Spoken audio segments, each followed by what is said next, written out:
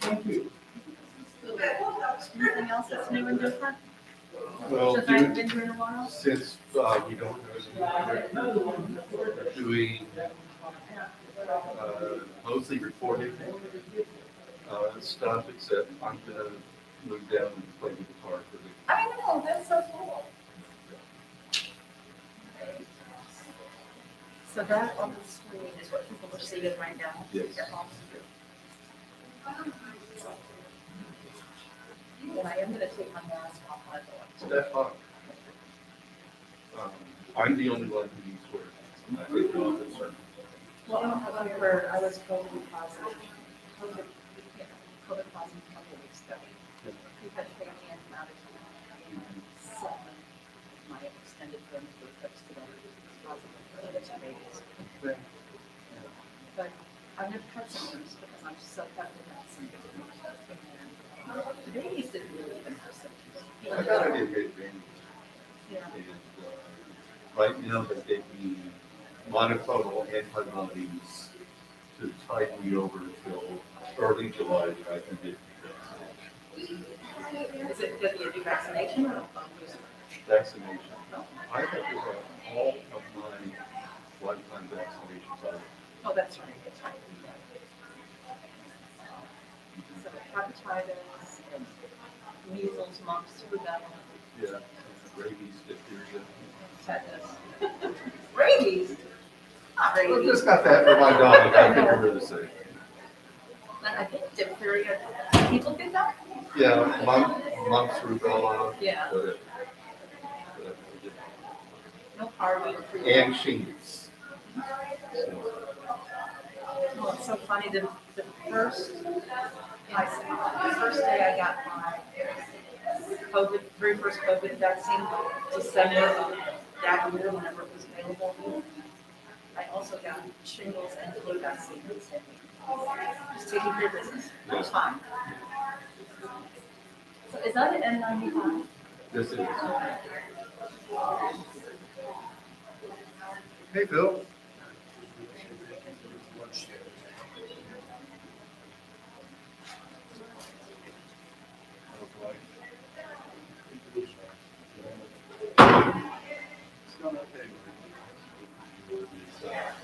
Suffering badly.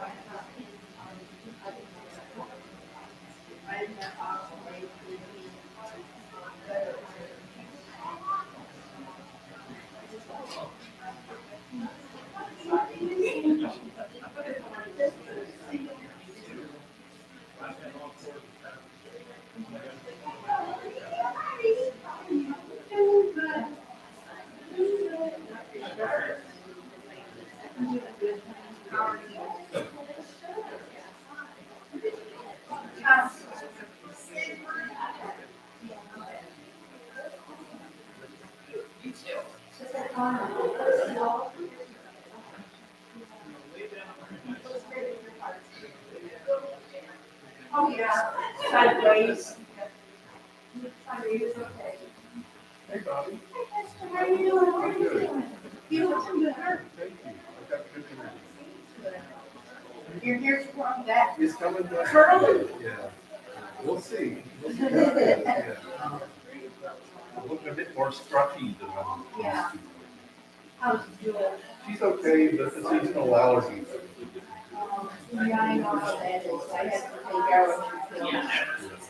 So this right week, it cut drastically. Yeah. A lot.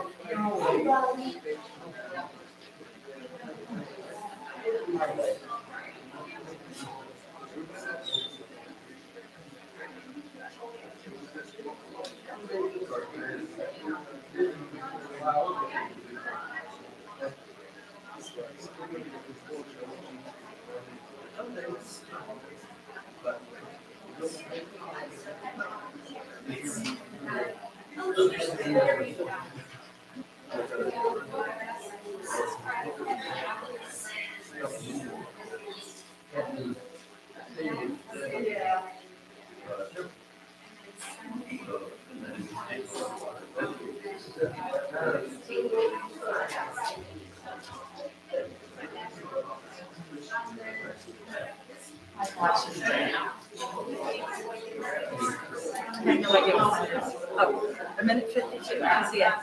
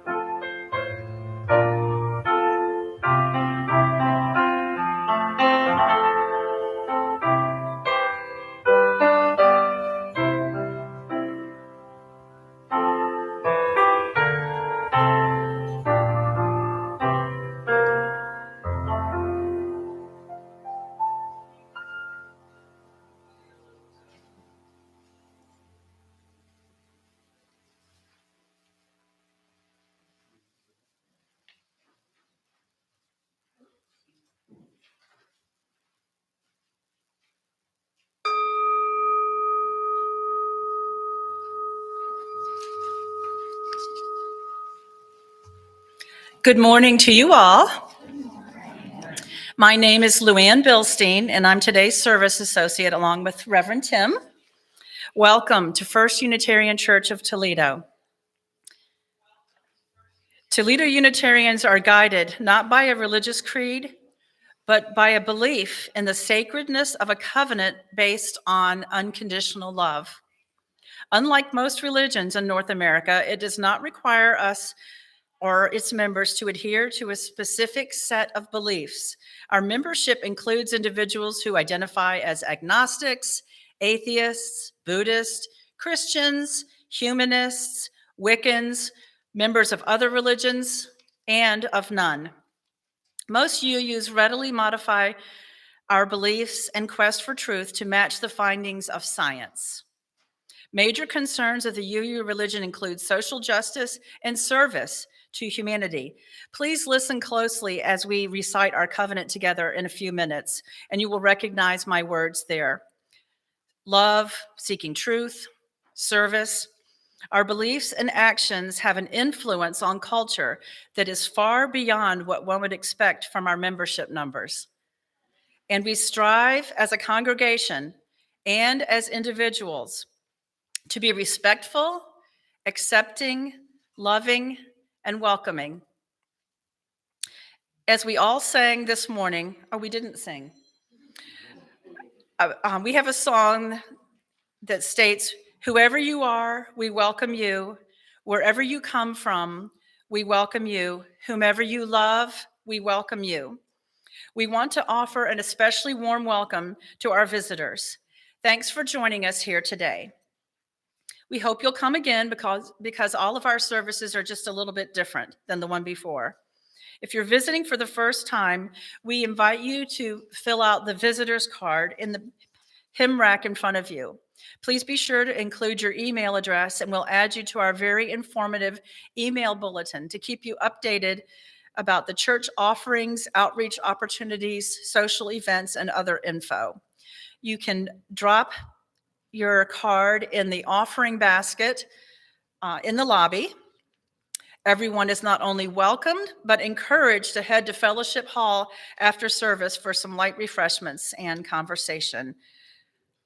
Okay, I have a few announcements for you. If you'd like to stick around after the service and the coffee hour and learn about our congregation's religious education, or RE department, we have our new Director of Lifelong Learning, Jenny Gottman. There she is. And she is inviting us to attend a party/info session that starts about 12:30 in the Louisa May Alcott room. You might consider becoming a part of the program yourself or just learning about it. We have a need for nursery attendants, teachers, or leadership for the Spiritual Adventures Forum over the summer and into next year. Kids are absolutely welcome to this afternoon's party, and childcare will be provided. And if you need extra incentive to show up, the refreshments are provided by Arun Nataraja. Yum. The music is going to be a little bit different today and for a few upcoming Sundays because we're now between music directors.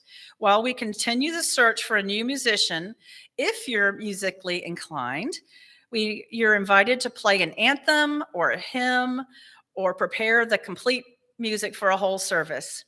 We've already had some people step up to volunteer to lead music for the next few weeks, so thank you for that. Contact Reverend Tim if you'd like to perform and accompany any Sunday this summer.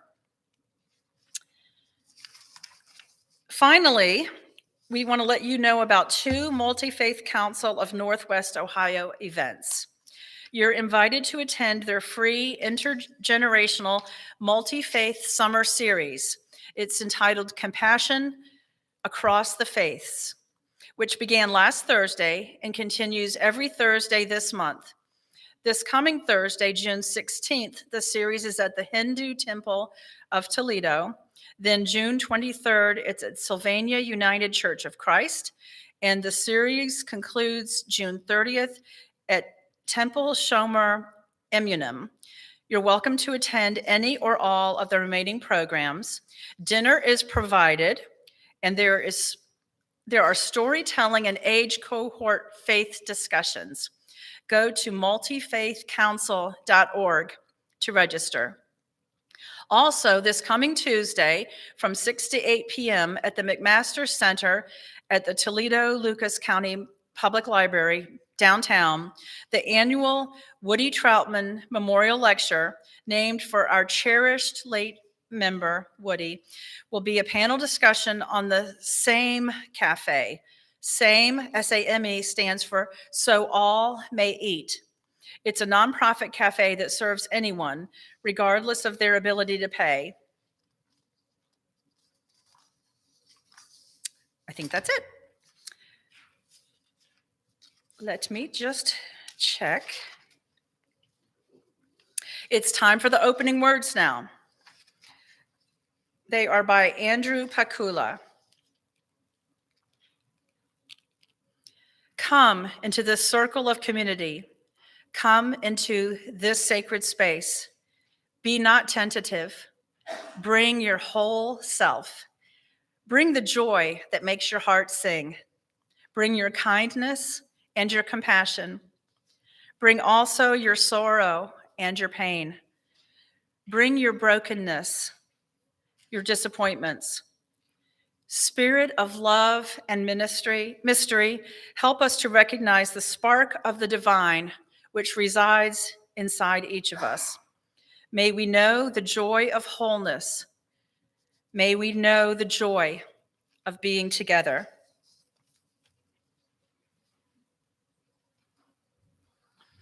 As Luann lights our chalice, I bring these words by our congregational alum, Reverend Jamie Yandel. This is the sacred power of justice.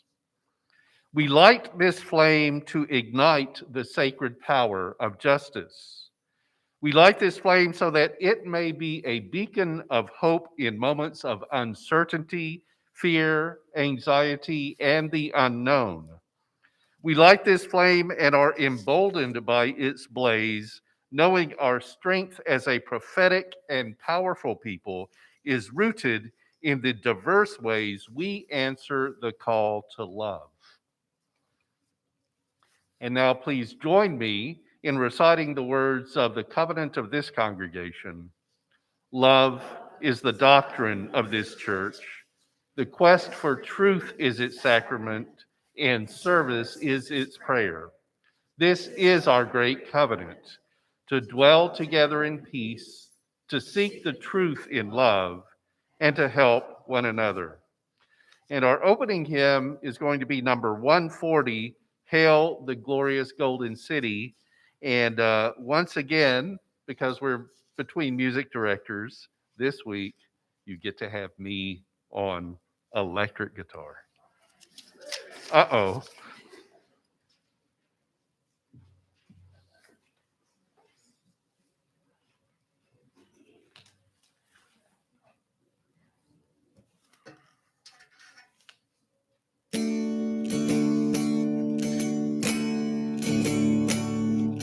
Hail the glorious golden city, pictured by the seers of old.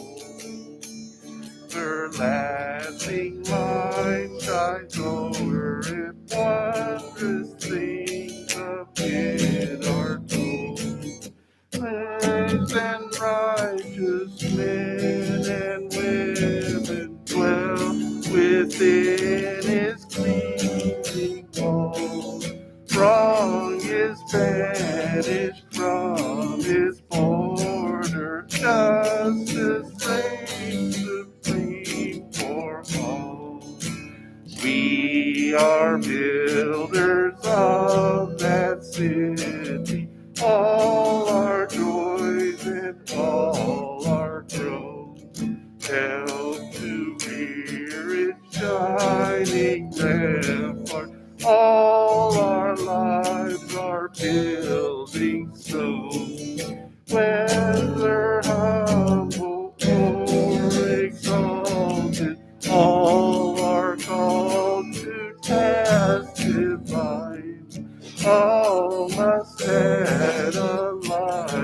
to carry over one sublime design. And the work that we have builded up with bleeding heads and tears, oft in error, oft in anguish, will not perish with our years.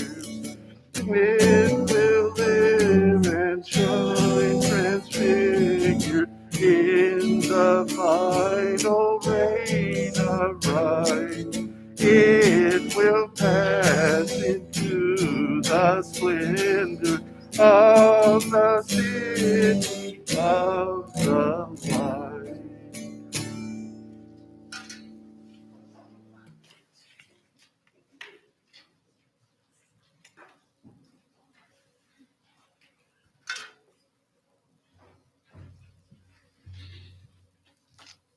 That was lovely. Sorry.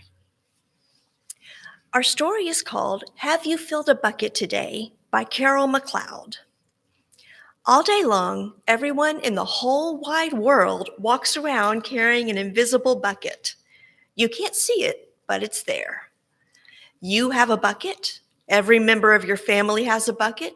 Your grandparents, friends, and neighbors all have buckets. Everyone carries an invisible bucket. Your bucket has one purpose only. Its purpose is to hold your good thoughts and good feelings about yourself. You feel happy and good when your bucket is full, and you feel sad and lonely when your bucket is empty. Other people feel the same way too. They're happy when their buckets are full, and they're sad when their buckets are empty. It's great to have a full bucket, and this is how it works. Other people can fill your bucket, and you can fill theirs. You can fill your own bucket too. So how do you fill a bucket? You fill a bucket when you show love to someone, when you say or do something kind, or even when you give someone a smile. That's being a bucket filler. A bucket filler is a loving, caring person who says and does nice things to make others feel special. When you treat others with kindness and respect, you fill their bucket. But you can also dip into a bucket and take out some good feelings. You dip into a bucket when you make fun of someone, when you say or do mean things, or even when you ignore someone. That's bucket dipping. Bullying is bucket dipping. When you hurt others, you dip into their bucket. You will dip into your own bucket too. Many people who dip have an empty bucket. They may think that they can fill their own bucket by dipping into someone else's, but that will never work. You never fill your own bucket when you dip into someone else's. But guess what? When you fill someone's bucket, you fill your own bucket too. You feel good when you help others feel good. All day long, we are either filling up or dipping into each other's buckets by what we say and what we do. Try to fill a bucket and see what happens. You probably love your mom and dad. Why not tell them you love them? You can even tell them why. Your caring words will fill their buckets with joy. Watch for smiles to light up their faces. You will feel like smiling too. A smile is a good clue that you have filled a bucket. If you practice, you'll become a great bucket filler. Just remember that everyone carries an invisible bucket and think of what you can say or do to fill it. Here are some ideas for you. You could smile and say hi to the bus driver. He has a bucket too. You could invite the new kid at school to play with you. You could write a thank you note to your teacher. You could tell your grandpa that you like spending time with him. There are many ways to fill a bucket. Bucket filling is fun and easy to do. It doesn't matter how young or old you are. It doesn't cost money. It doesn't take much time.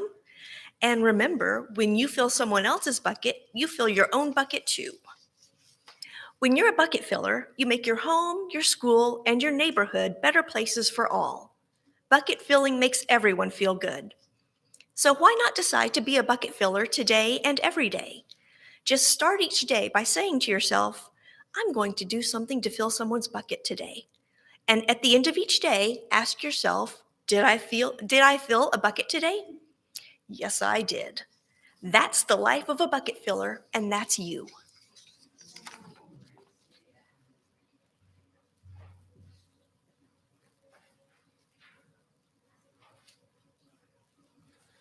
And the kids and the religious education helpers are welcome to leave now with Jenny and go have their RE activities while the rest of us stay here and we'll have centering music.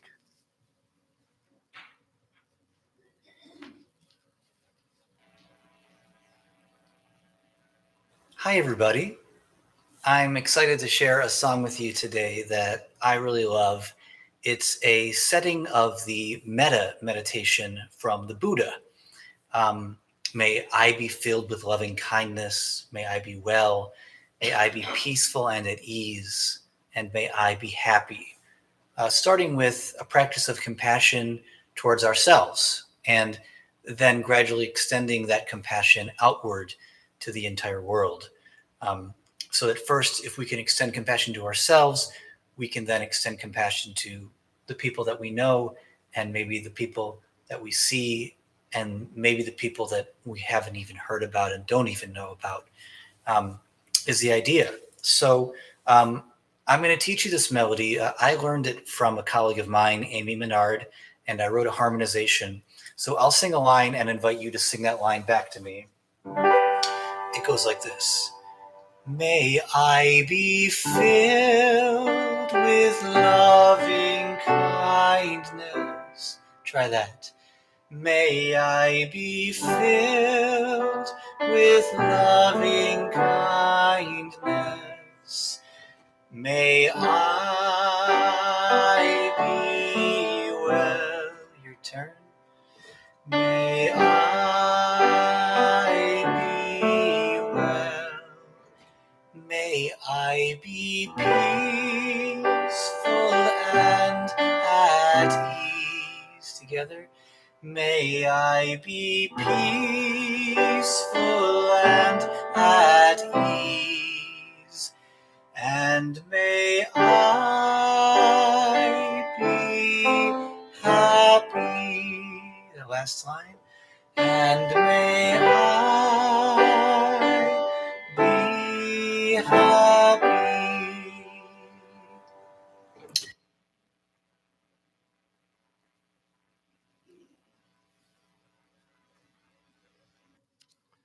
Now, please join me for a time of meditation, contemplation, and prayer. There is much going on in the world, as always.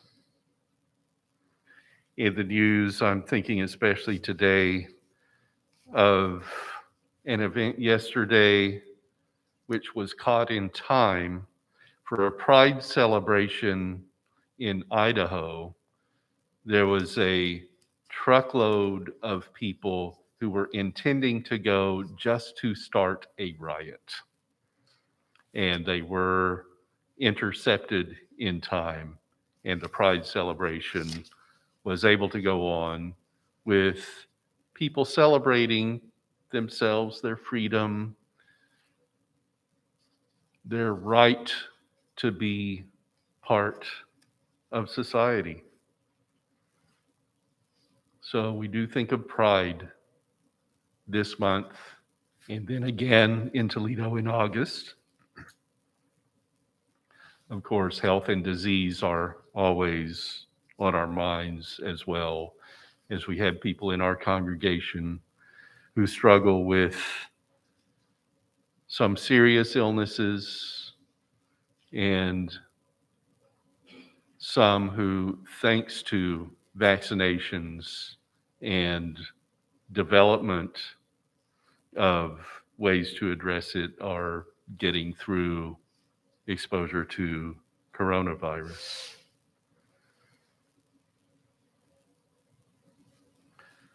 Our words for meditation, contemplation, and prayer come from my colleague Jan Taddeo, and this is 3 things.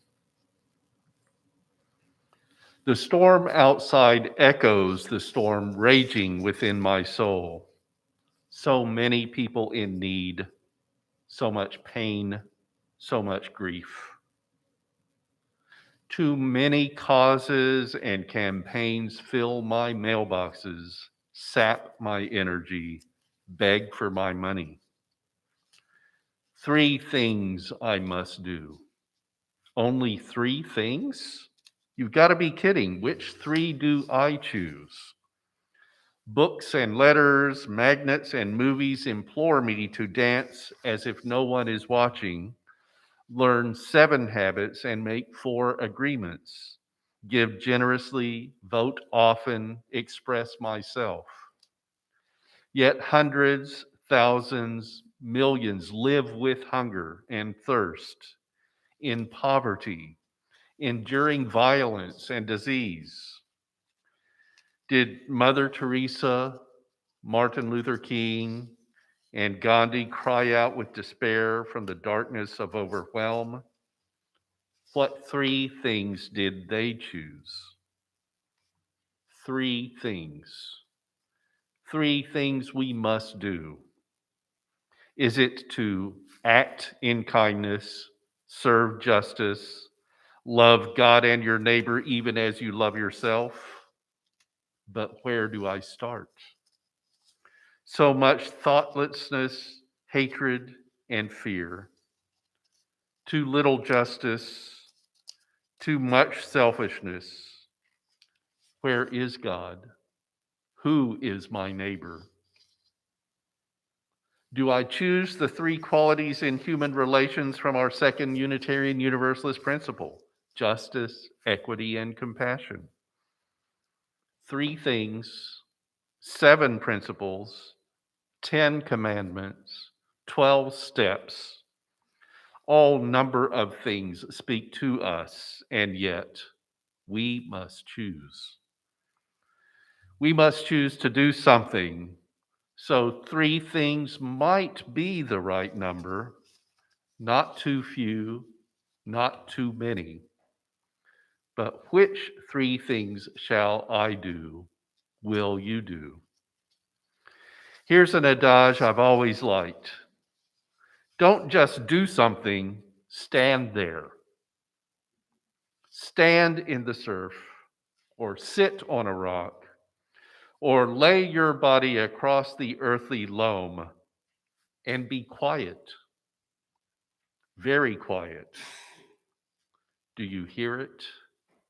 That still small voice, the echo of your soul, reverberating with the call to your own true self to emerge.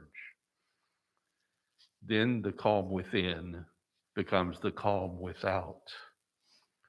The storm blows over, the sun recovers its position of strength, and that glorious symbol of hope and unity emerges across the sky. At the end of this rainbow, a treasure. The 3 things you must do. Go outside yourself and know the needs of the world. Go within and discover your life-given gifts. Then arch yourself like a rainbow bridge between the 2 and create a more beautiful world. Let's observe 1 minute of silence.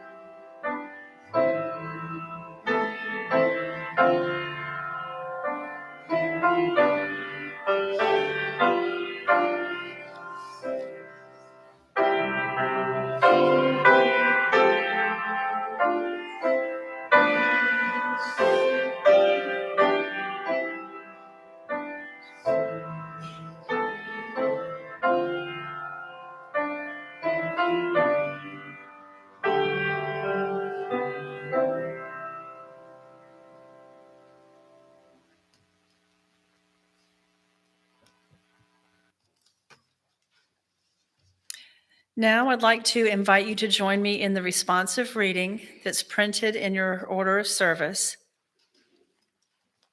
This is called We Need a Religion by Scott Alexander. In a world with so much hatred and violence,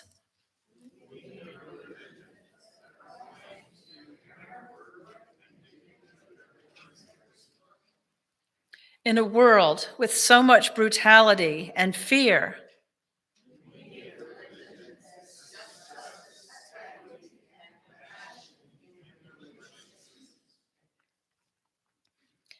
in a world with so many persons abused and neglected, we need a religion that calls us to accept one another and encourage one another to spiritual growth.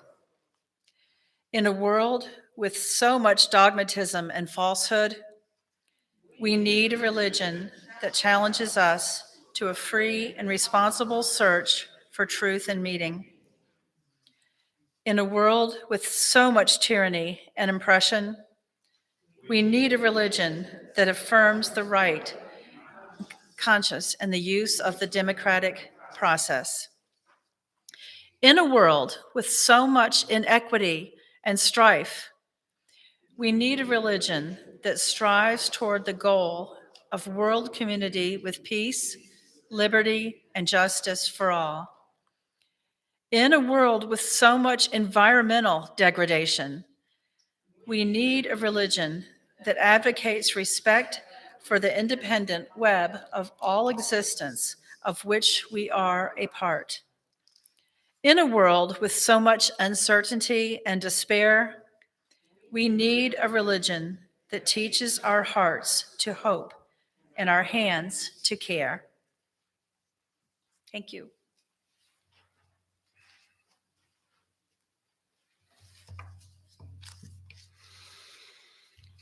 We covenant to affirm and promote justice, equity, and compassion in human relations. That's the second of our 7 principles of Unitarian Universalism. The collection of statements, some might say beliefs, held in common by the congregations in the Unitarian Universalist Association. But we wouldn't include it as creed that everyone must subscribe to in that wording, no matter how much we all hold that covenant personally. And for beliefs, we Unitarian Universalists say that your beliefs come through a free and responsible search for truth and meaning, which is our 4th principle, and will be the topic 2 weeks from today. This Sunday, we hope you come to see the importance of justice, equity, and compassion. I do hope that you see that justice, equity, and compassion in your interactions with others is the right thing to do. Common decency, the golden rule of treating as you would be treated. It's these 3 aspects combined, justice, equity, and compassion, perhaps along with other good manners, as I wouldn't call those 3 a comprehensive list of how to behave toward others. Respect, for example, and kindness with be kind in all you do, the children's version of this second Unitarian Universalist principle. But for this talk, let's let justice, equity, and compassion lead. Justice has connections to legality, of course, but also to doing right to others, regardless of code or statute. Equity is different from equality.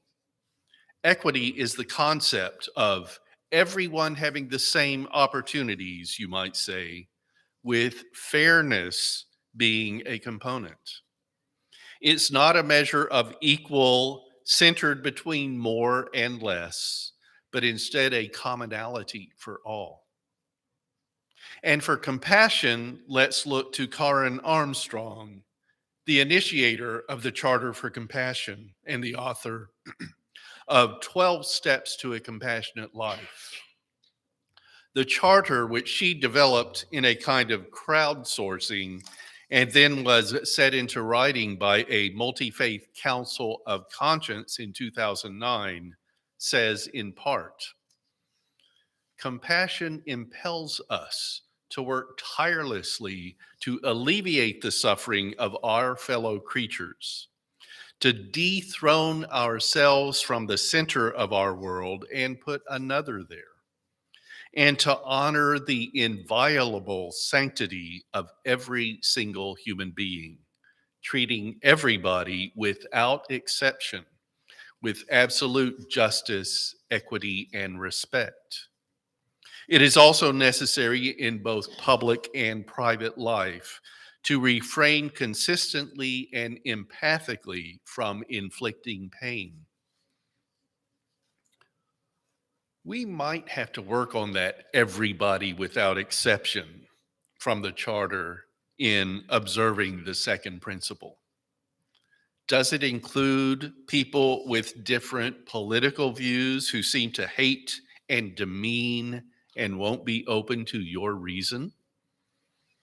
How about the driver in a car weaving through lanes of traffic and trying illegally and unjustly, you might add, to cut in front of you?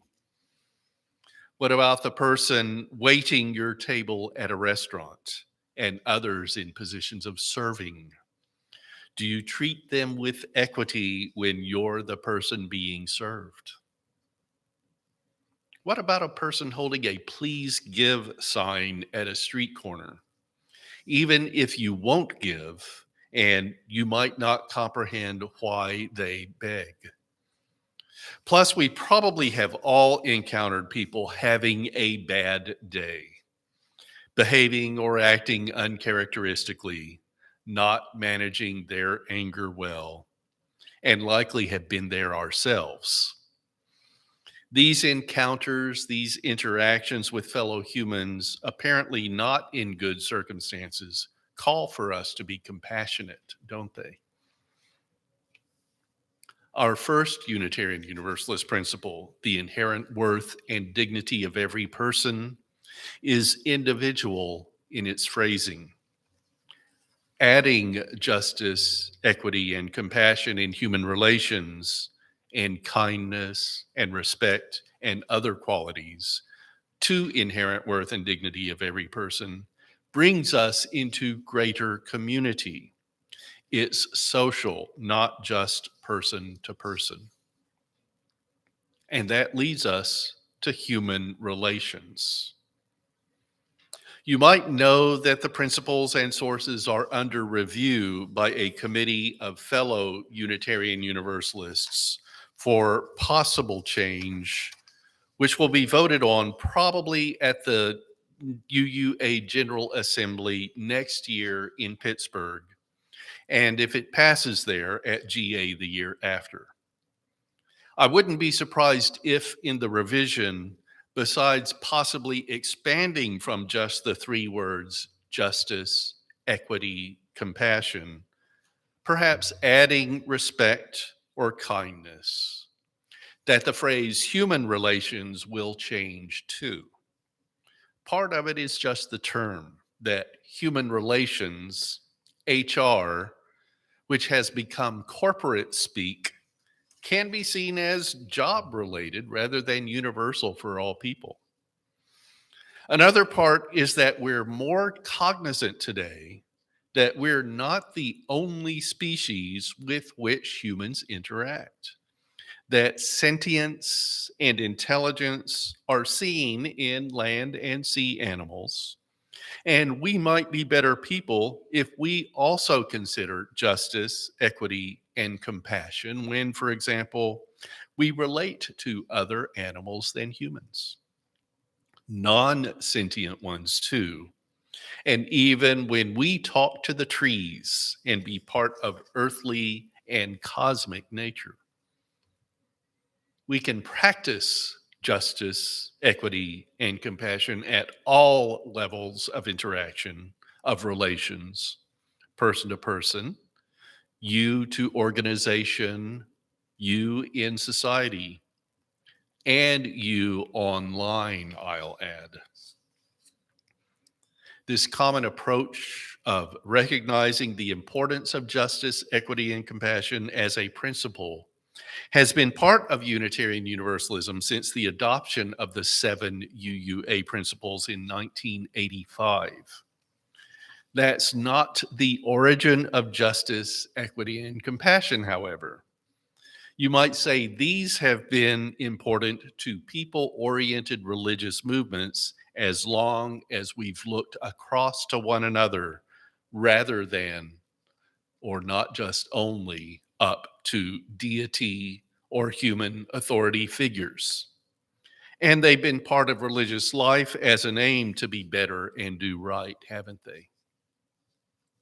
But sometimes we need to work to be conscious of our place in the world and that the universe doesn't revolve around us. So we take up this principle as a way of life, you might say, universally inviting every person's cosmos into one melange of communion and giving room for us all to be different but common. Stay with me through this summer as we examine all of our Unitarian Universalist principles. As we look at them, let them not be only statements of what Unitarian Universalists say their congregations affirm and promote, but try to live those ideas and ideals. By doing that, we work to make the world a better place, change it, and build beloved community. So be it.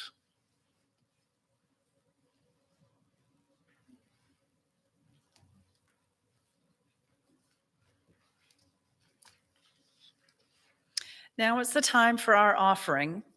Every Sunday in our church, we collect an offering. It's good to remind ourselves from time to time that the offering is symbolic as well as practical. We know that it's through your pledges and your weekly giving that we build our budget and fund our programs and ministries of worship, outreach, and religious education. We pay our staff and religious leaders, and we finance this building. So while our offerings sustain what is important in our church practical requirements, may our gifts also convey our deep desire to grow the life and mission of this congregation in Toledo, in our nation, and in the world. May we give in love and in faith. If you're giving online today, we thank you. You would just click on uutoledo.org, then click on Give and follow the prompts for online giving. You may also mail a check if you choose to, and the address here is 3205 Glendale Avenue, Toledo, Ohio, 43614. If you're here in person, we also thank you for your weekly giving, and you may drop your offering in the basket in the lobby. Now it's time for some coming soon reminders. So next week at 9:45 a.m., our Spiritual Adventures Forum is on the history of Father's Day and is presented by the Spiritual Adventures Forum team. And then at our 11 a.m. Sunday service, it's We're Free to Learn Together on the third Unitarian Universalist principle. And I'll add that our music next Sunday will be led by Tom Sheehan.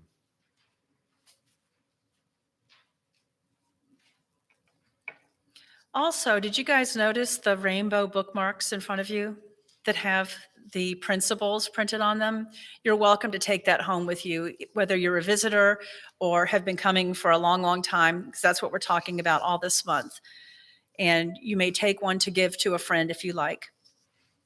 Today, after the service, coffee hour, social time, and then again at 12:30, that RE, Religious Education Party that you heard about in our opening announcements. And now for our closing words. It's called Be About the Work by Andrea Hawkins Camper. May we see all as it is, and may it all be as we see it. May we be the ones to make it as it should be. For if not us, who? If not now, when? This is the answering cry of justice and the work of peace. This is redeeming the pain of history with the grace of wisdom. This is the work that we are called to do. And this is the call that we answer now, to be the barrier and the bridge, to be the living embodiment of these principles, to be about the work of building the beloved community, to be a people of intention and a people of conscience. As we send the flame of our chalice into the community, may we use that light to shine on matters of injustice, inequity, and lack of compassion. And may we work to correct those wrongs.